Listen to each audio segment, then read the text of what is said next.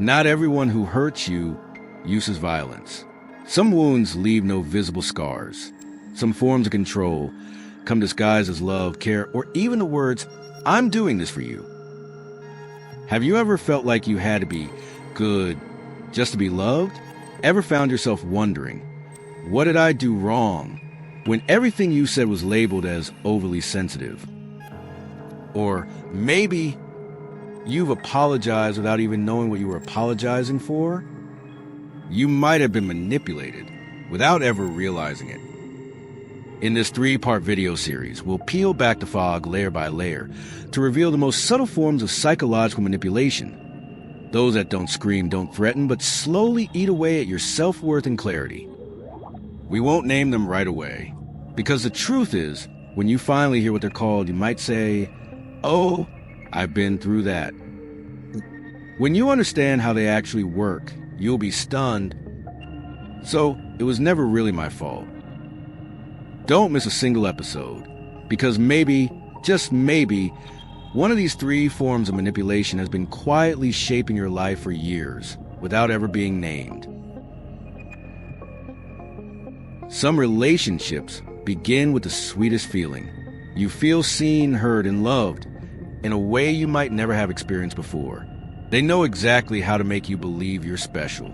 That as long as you're the right kind of person, you'll always belong. But then, things start to shift so subtly. The little things you used to do, once called cute, are now ignored. Your honest emotions, once met with warmth, are now labeled too sensitive. And when you make a mistake, it's met with distant silence or a cold stare. Somewhere along the way, love becomes a reward, something you have to earn to receive. You start living in fear of losing it, and doing everything you can to hold on to it. No one says it outright. If you're not like this, I won't love you, but you feel it, clearly. And so you change, little by little, to be loved, to not be left behind. But the more you try, the more you feel you're never quite enough. This isn't love. This is manipulation. And it begins with the most addictive feeling of all, the longing to be loved.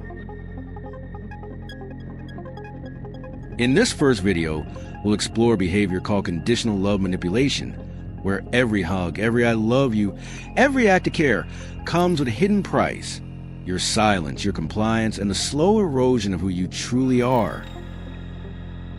Conditional love manipulation.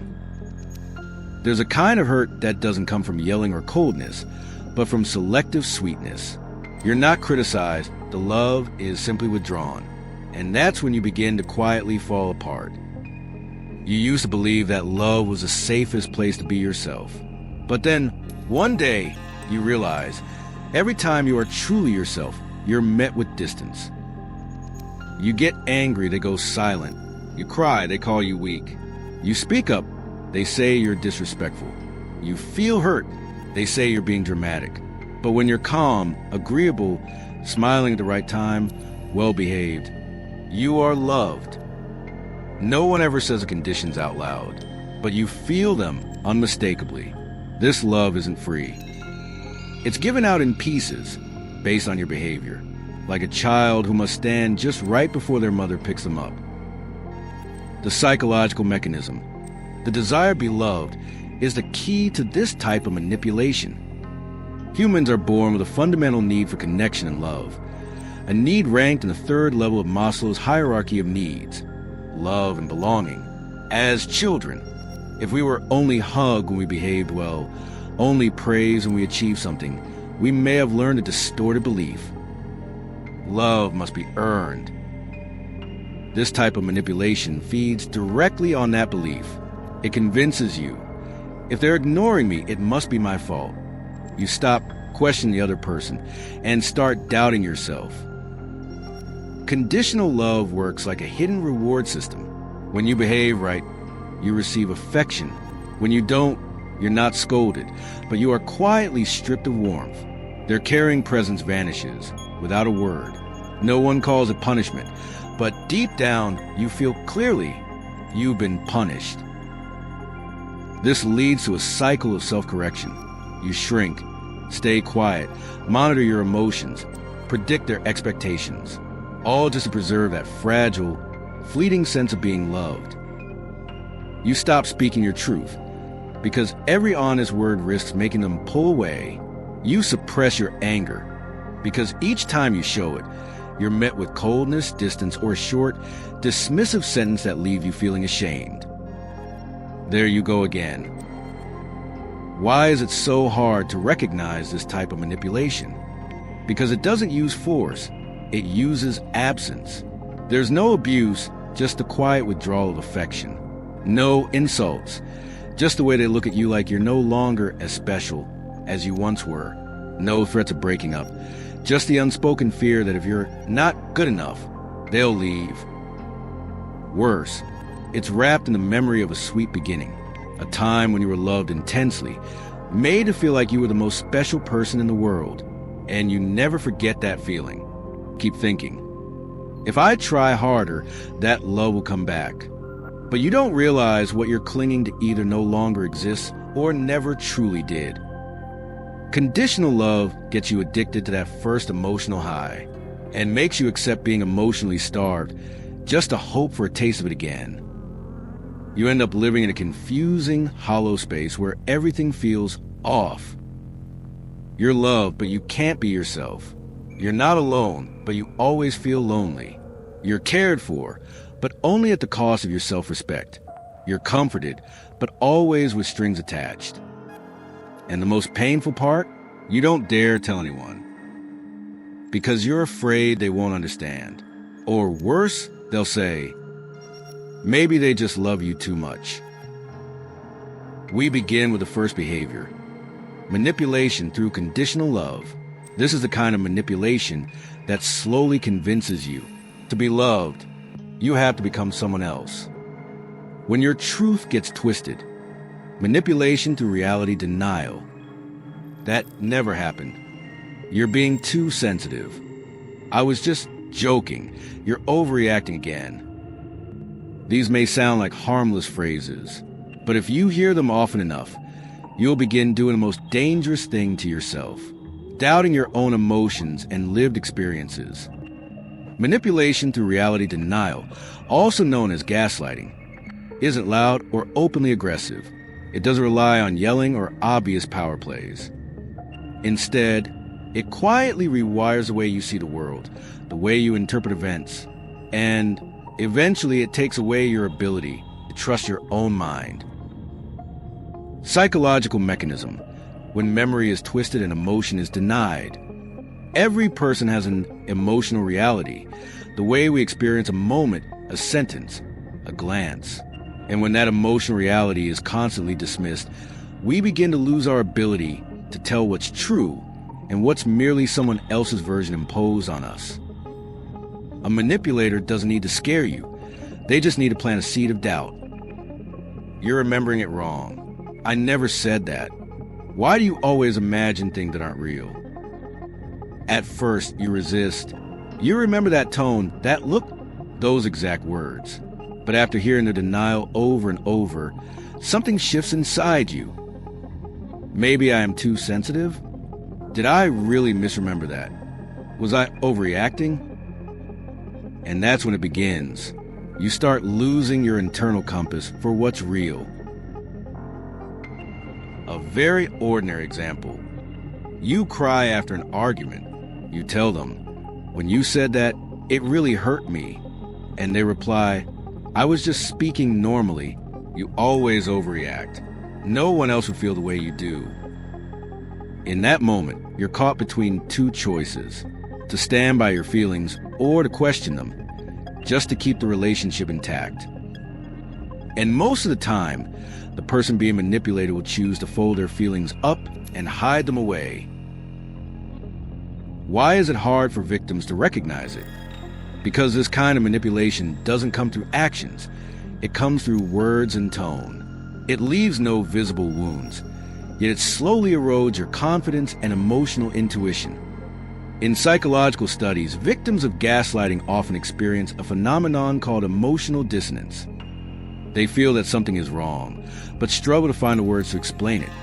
because they've been repeatedly convinced that nothing serious is happening.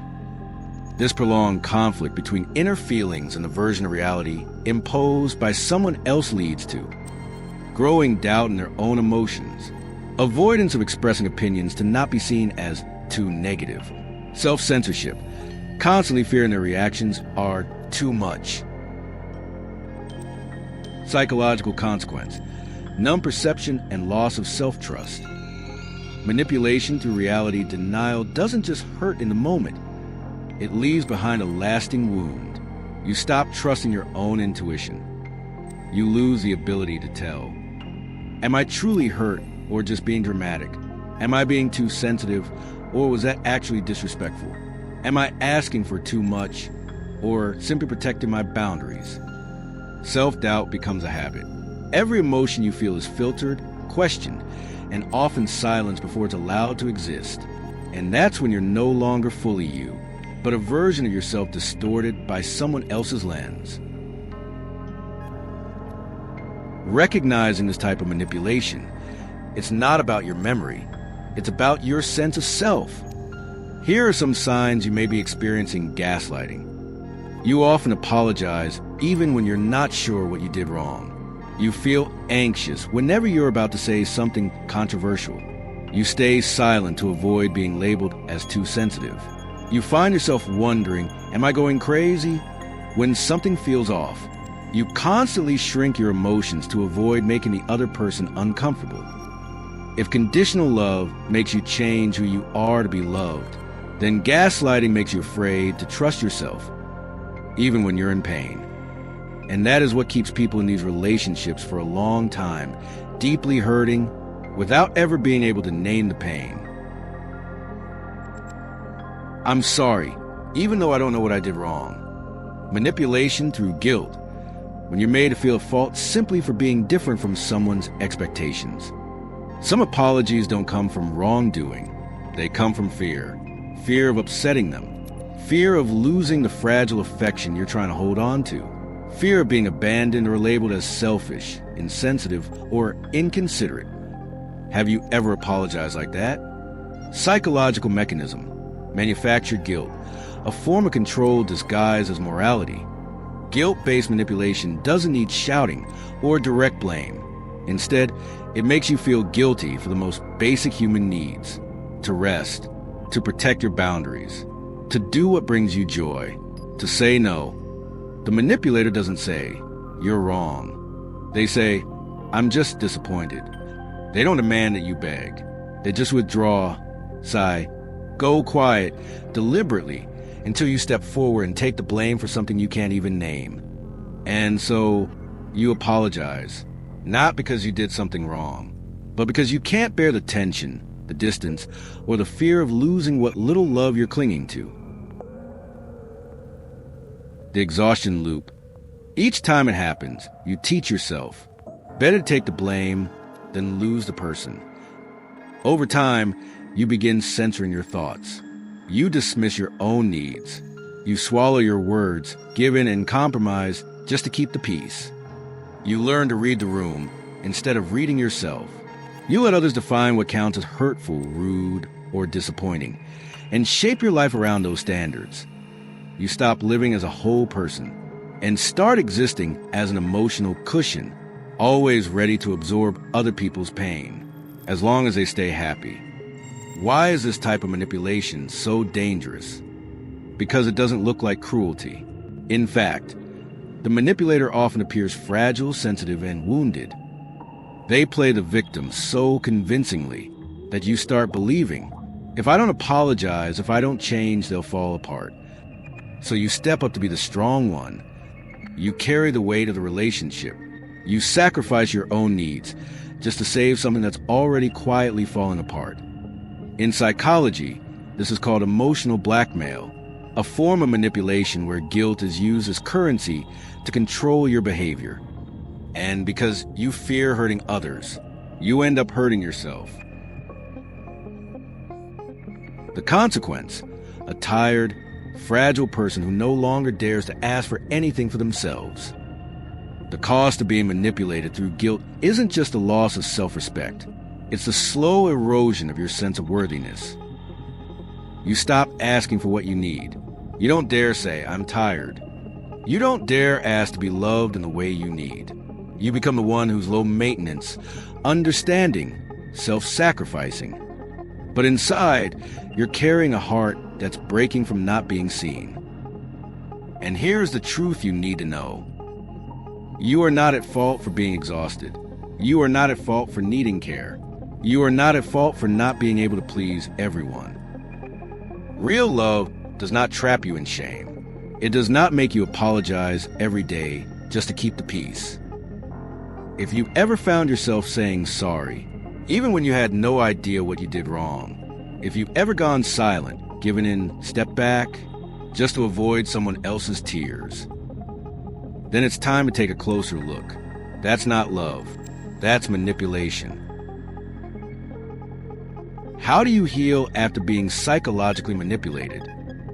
No one teaches you how to recognize manipulation, and even fewer teach you how to return to yourself after spending so long drowning in self-doubt. Maybe you've apologized, not because you were wrong, but because you were afraid. Maybe you question your own memories, even when deep down you knew what really happened. Maybe you've lived for years with a quiet fear. If I'm not good enough, they'll leave. These three forms of psychological manipulation, conditional love, reality denial, and guilt tripping, don't just hurt you. They slowly pull you away from who you truly are. And the path to healing doesn't begin with anger. It begins with awareness, with softly telling yourself, "I didn't imagine it. My feelings were real. It wasn't my fault." You don't have to rebuild overnight. You just have to begin by believing in your own voice again. 1. Name the behavior to return the truth to yourself. When you begin to name what really happened, this is manipulation, not love. This is emotional dismissal, not constructive feedback. This is manufactured guilt, not morality. That's when you start to take one foot out of the invisible trap. Naming it isn't about blaming. It's about reclaiming your right to feel. You have the right to feel sad. You have the right to feel hurt. You have the right to feel that something is unfair. And you have the right not to apologize for feeling that way. 2. Reflect on the past relationship, not to blame, but to understand what you lost. Ask yourself questions like, what was I afraid to say in that relationship? What did I change about myself just to stay? Was I still listening to my own feelings? You might be surprised to realize there are parts of you that have been silent for a very long time, just to keep the relationship from falling apart. But if you had to lose yourself to keep love alive, then that relationship was never truly healthy. 3. Rebuild your emotions and boundaries, starting from the smallest things. People who've been manipulated often stop trusting their own feelings. That's why healing doesn't come from being tougher, more independent, or never trusting anyone again. True healing comes from relearning how to feel and trust yourself again. Start small. When you feel uncomfortable, don't ask, "Am I overreacting?" Instead, ask, "What is this feeling trying to tell me?" When someone hurts you, don't rush to defend them. Be honest with yourself. Am I feeling sad, disappointed, or rejected? And when you want to say no, try saying it, even just in your head, and notice how it feels. Learn to listen to that quiet voice inside you. That's the very part manipulation tries to take away. 4. Don't heal alone. One of the deepest wounds manipulation leaves behind is isolation. You feel like no one will understand. You tell yourself you're overreacting or too sensitive. But the truth is, you're not wrong. You've just lived too long inside a distorted reality that someone else created. Find someone you trust, a close friend, a therapist, a safe community. Not because they'll fix everything for you, but because you shouldn't have to walk this path alone. 5. You don't have to become a better version of yourself to be worthy of love. Here's a truth you may need to repeat again and again. You have always been worthy of love, even when you're tired, angry, confused, or vulnerable. Manipulation makes you believe you're only lovable when you're right. Healing reminds you you are valuable simply because you exist. This journey isn't a straight line from point A to point B. It's about looking back, naming the truth, thinking differently, and learning to love yourself again. No one walks out of psychological manipulation overnight, but each time you recognize something, you reclaim a piece of yourself that was lost. And one day, quietly but clearly, you'll be able to say, I trust myself again.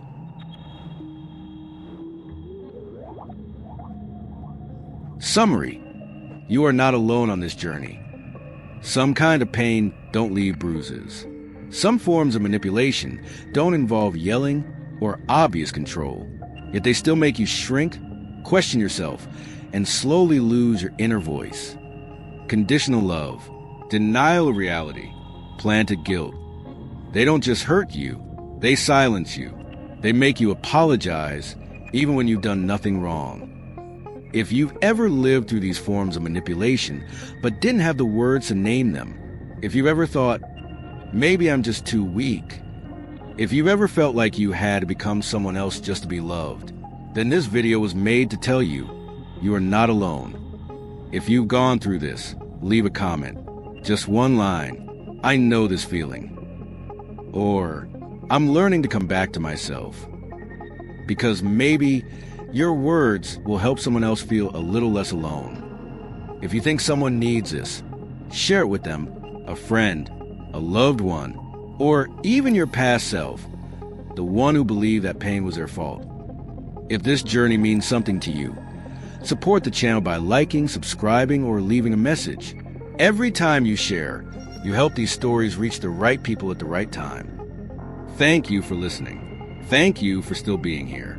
And thank you for trying to heal even after everything. See you in the next video. We'll keep walking this path, one step at a time.